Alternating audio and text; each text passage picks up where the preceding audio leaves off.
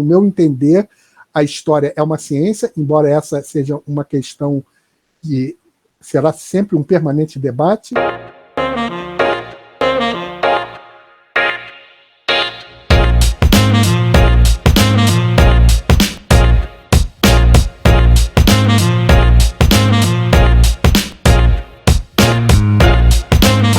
A história pode ser outras coisas que não uma ciência? Quando a história passa a se propor a ser uma ciência? O que é uma ciência? Que tipo de ciência é uma história? E podemos até colocar uma questão para um debate futuro, que seria, além de ser uma ciência e ao lado de ser uma ciência, a história também poderia ser uma arte? Eu vou percorrer esse pequeno circuito de questões para a gente compreender finalmente essa possibilidade de pensar na história como uma ciência. Bom, o primeiro aspecto a ser pensado é que a história foi muitas coisas que não uma ciência ao longo de todo o seu desenvolvimento histórico, desde as primeiras civilizações. A história só começa a postular a ser uma ciência no trânsito do século XVIII para o XIX. Por exemplo, se a gente remontar à antiguidade, a gente pode ver que a história desempenhou diferentes funções. Para os gregos, por exemplo, a história era pensada como um tipo de conhecimento que precisava ser feito para que as coisas não caíssem no esquecimento. Para os romanos antigos, a história tinha uma função de religar com a própria fundação de Roma e, com isso, estabelecer vínculos de identidade. Para as monarquias absolutas, a história tinha uma função de enaltecimento das nações, dos povos e, consequentemente, das próprias dinastias. Então, com isso, e a história foi muitas outras coisas além dessas, foi formas de entretenimento, atendeu a objetivos específicos de classes sociais, funcionou como mestra da vida. Poderíamos enumerar muitas outras funções da história, mas o tema aqui do nosso debate é exatamente essa função que a história adquire como saber científico. Nesse momento, a gente entra na possibilidade de pensar o trânsito do século XVIII para o XIX, que é exatamente quando a história passa a se propor como um conhecimento do tipo científico. Neste momento, será interessante a gente entrar numa terceira questão. Se a história, no século XIX, passa a se propor a ser uma ciência, o que é uma ciência? Se conseguimos demonstrar que a história satisfaz certas características que são das ciências como um todo, a gente está a caminho de pensar mais seriamente essa possibilidade de confirmar, ou pelo menos propor a ideia de que a história seja uma ciência. Eu diria que as características da ciência são as seguintes: ter uma dimensão teórica, uma dimensão metodológica, admitir a possibilidade de reprodução do conhecimento, do caminho científico, ter um compromisso em produzir um conhecimento verdadeiro, a presença de uma comunidade científica e a formação de um ambiente científico. Vejamos cada uma dessas coisas. Em primeiro lugar, a história, a partir do século XIX, ela começa a pensar a sua dimensão teórica. Os historiadores passam a problematizar a história, passam a utilizar conceitos, desenvolve-se um vocabulário específico da história, desenvolvem-se obras onde os historiadores olham para o seu próprio campo e refletem sobre o que é a história. Tudo isso faz parte de uma dimensão teórica. Ao mesmo tempo, surge uma dimensão metodológica importante.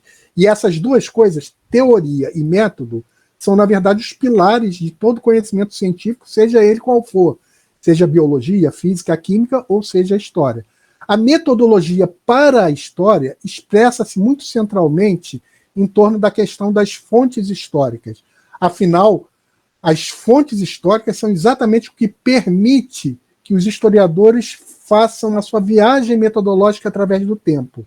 Uma vez que definamos a história como a ciência que estuda os seres humanos no tempo, como atingir um tempo que já desapareceu, uma sociedade que talvez não mais exista, ou processos históricos que já se encerraram, ou processos que já se transformaram em outras coisas. Como atingir um tempo que não passou?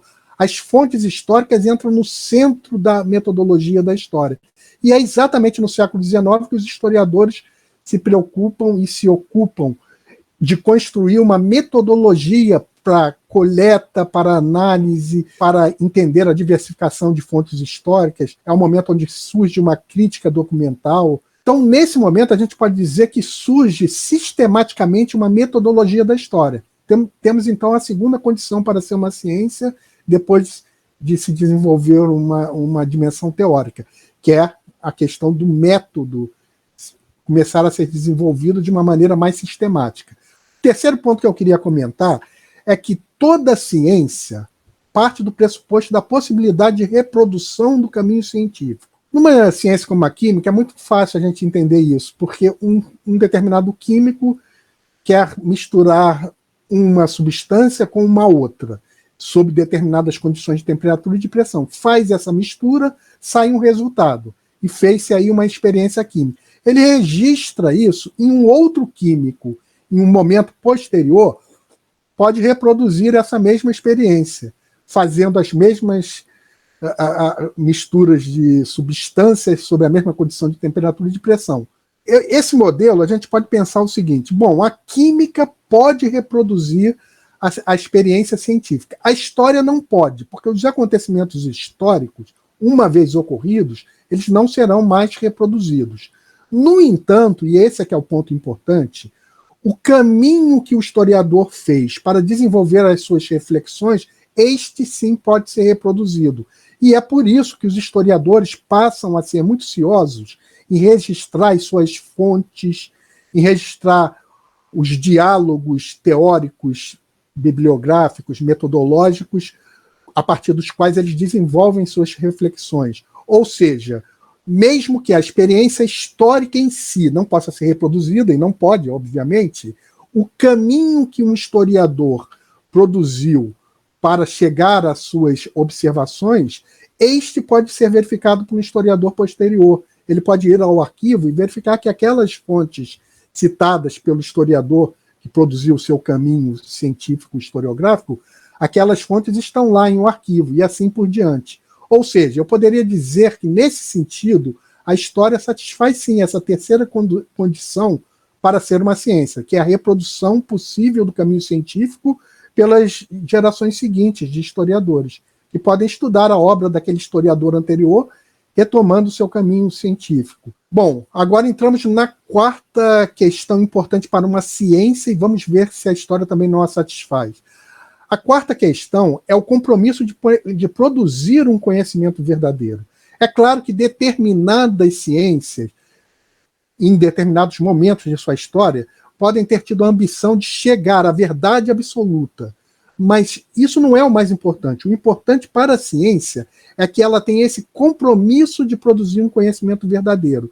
Será sempre um conhecimento falível, um conhecimento que precisa ser testado pelos demais cientistas e que pode ser criticado e pode ser substituído por outros. Isso faz parte do tipo de procedimento científico, que a ciência esteja aberta a testes, a revisões, e é isso que faz com que uma ciência não seja uma doutrina. Ou seja, o compromisso da ciência não é em chegar à verdade absoluta de um momento só, mas sim de produzir um conhecimento de tipo verdadeiro.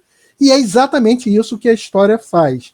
A história trabalha com fontes que existem, trabalha com acontecimentos que se supõe que tenham ocorrido, não cria nada como uma criação literária ou algo do gênero. Ou seja, a história trabalha com elementos objetivos com o fito de produzir um conhecimento que possa ser postulado como verdadeiro. Isso condiz com o ideal científico. Então, até aqui a gente está vendo que a história tem tudo para ser uma ciência. Em quinto lugar, eu queria registrar que a história, ela, e assim como toda a comunidade científica, ela precisa ter exatamente isso, a comunidade dos praticantes daquele campo de saber. Ou seja, só temos uma ciência quando se forma uma comunidade científica formada pelos especialistas desse campo. É o caso da história.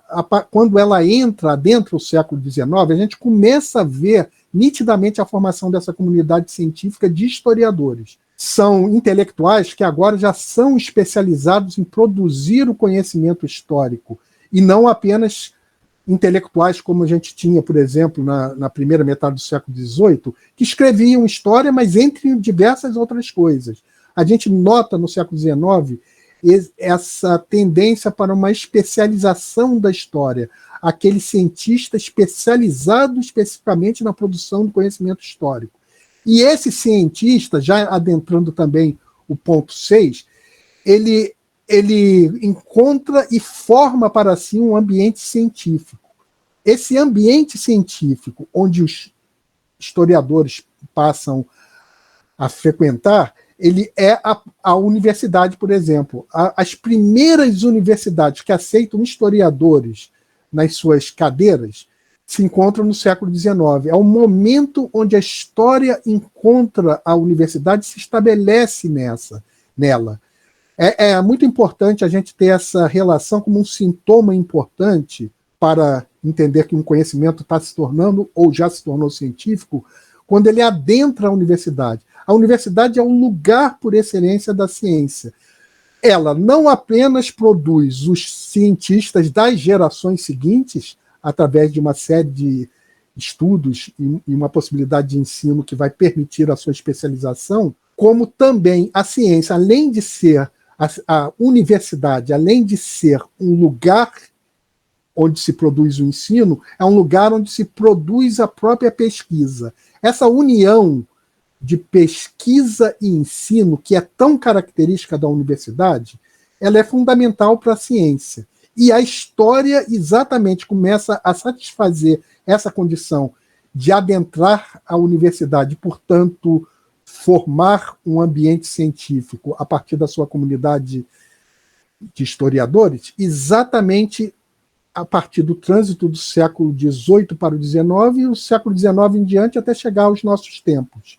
Um outro sintoma muito importante também da presença da comunidade científica de historiadores e da formação desse ambiente científico historiográfico é o surgimento das primeiras revistas. As revistas também são indicadores muito importantes sobre o fato de que um tipo de saber começa a ser postulado como científico. Por quê? O que são as revistas? Elas são os instrumentos através dos quais os historiadores trocam as suas informações, expõem o resultado das suas pesquisas e submetem esses resultados aos seus leitores, que serão outros cientistas daquele campo. A revista científica ela é fundamental para a propagação da ciência em um determinado campo de saber.